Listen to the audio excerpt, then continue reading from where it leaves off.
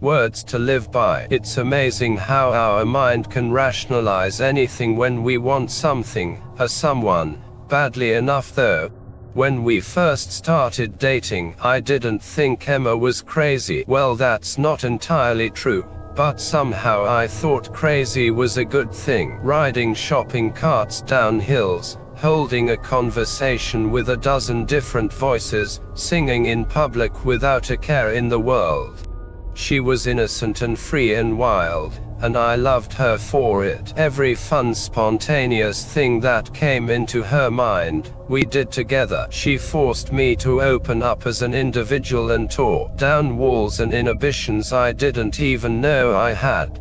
There were warning signs for the other kind of crazy too, but I just thought it was all an act. I didn't think she was really hearing voices, and even if she was, what was the harm in it? She never acted out bizarre commands or anything. It was just part of what made her unique.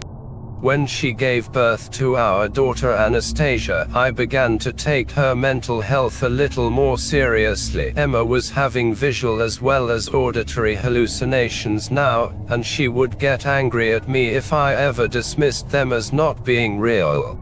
We talked through it and did some research, and it sounded to me like she had schizophrenia. She always thought her voices were from a guardian angel, and I knew she wasn't going to be happy hearing otherwise. That was the worst fight Emma and I ever had. I didn't realize exactly how real it all was to her until I pushed her to get help. She wouldn't talk to me afterward for days, and even when she started to again, she would reference her guardian angel constantly. Ezekiel reminded me to pick up milk at the store, or let's go see the new Star Wars movie. Ezekiel said it was good. It only got worse as the years went on. By the time Anastasia was 9 years old, her mother and I couldn't even be in the same room together. Then one night my daughter was having nightmares, and instead of comforting her, I caught Emma telling Anastasia that she should be afraid, that she should run from it, for God's sake. That was too much for me. We had a big fight right there in our daughter's room, screaming, cursing, throwing pillows, the whole bit.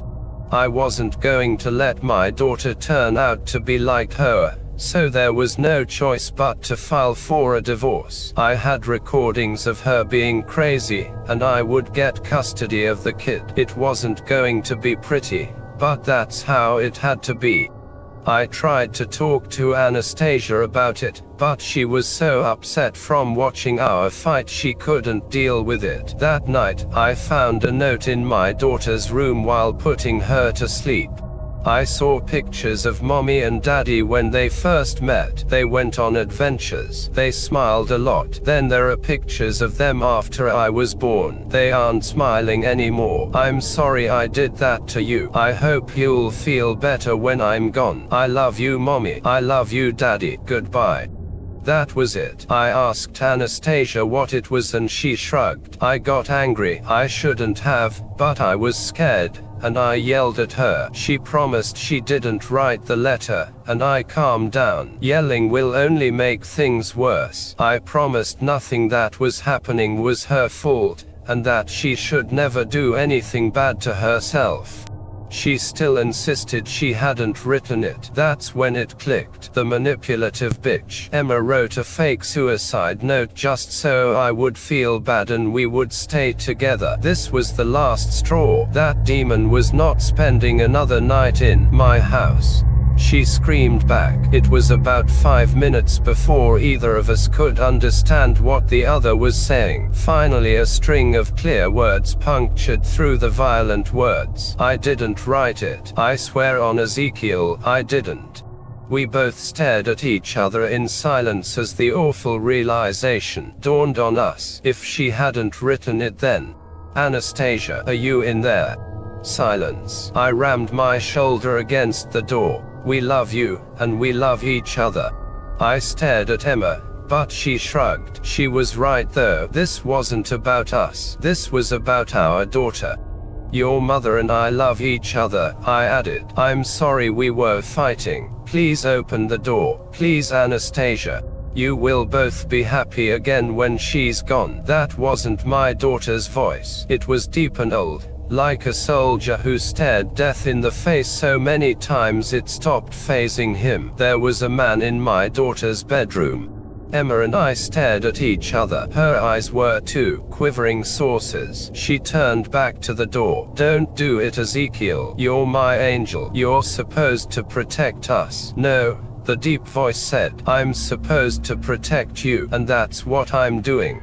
Anastasia screamed. It couldn't have been anyone else. I hit the door so hard I could feel my shoulder dislocate. I didn't care. I hit again, and the door blew open. I still don't know what happened that night. Maybe it was Emma playing a trick on me. Maybe it was real. After our daughter died, Emma and I couldn't even look at each other anymore. She left that night, and I haven't seen or spoken to her since. I never heard the voice again either, but sometimes in the deep of night I'll ask it a single question. Is Emma happy now?